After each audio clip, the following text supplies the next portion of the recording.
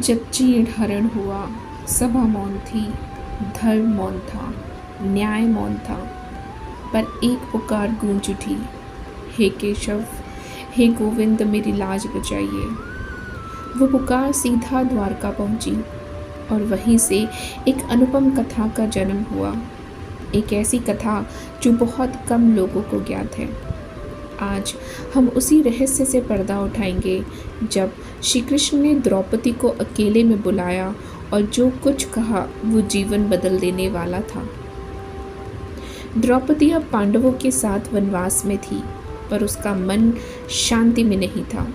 वह हर रात जलती थी, स्वयं पर, समाज पर और कहीं ना कहीं श्री कृष्ण पर भी।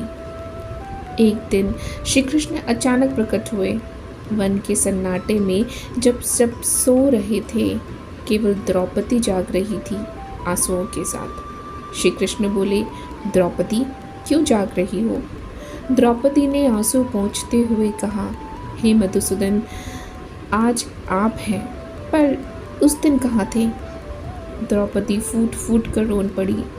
हे केशव, जब दुर्योधन मेरा अपमान किया, जब भरी सभा में कोई ना बोला, जब धर्मराज तक चुप रहे, तब आप क्यों नहीं आए? श्री कृष्ण मुस्कुराए। उन्होंने उसका हाथ थामा और बहुत शांत स्वर में कहा, द्रौपदी, मैं वहाँ था, लेकिन मैं तब आया जब तुमने मुझे पुकारा। तुमने मुझे हे गोविंद कहकर उस क्षण पुकारा और उसी क्षण में उपस्थित हो गया। परंतु श्री कृष्ण ने आगे कहा, यदि तुमने मुझे पहले पुकारा होता, शब्दों से नहीं, भाव से, तो मैं उसी सभा में सबके सामने प्रकट हो जाता।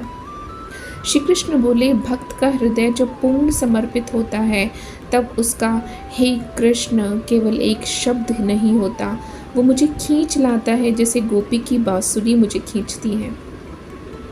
मैं प्रतीक्षा करता हूँ उस पुकार की जो हृदय से हो, ना कि केवल संकट में उपजी हो। द्रौपदी चुप थी। उसकी आंखों से अब रोशनी बह रही थी। वह समझ चुकी थी, भगवान हमारी परीक्षा नहीं लेते, वो तो बस इंतज़ार करते हैं हमारी पूर्ण समर्पण का। श्री कृष्ण बोले, द्रौपदी, आज मैं तुम्हें एक रहस्य बताता हूँ जिसे केवल सच्चे भक्त ही समझ सकते हैं।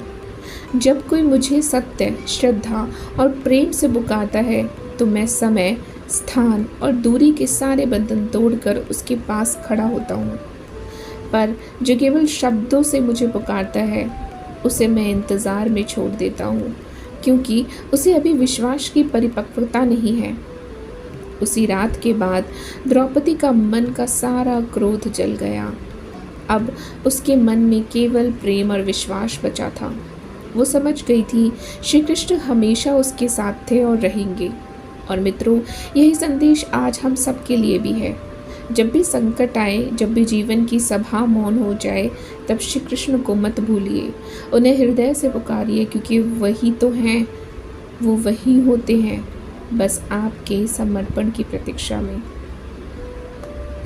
जय श्री कृष्ण।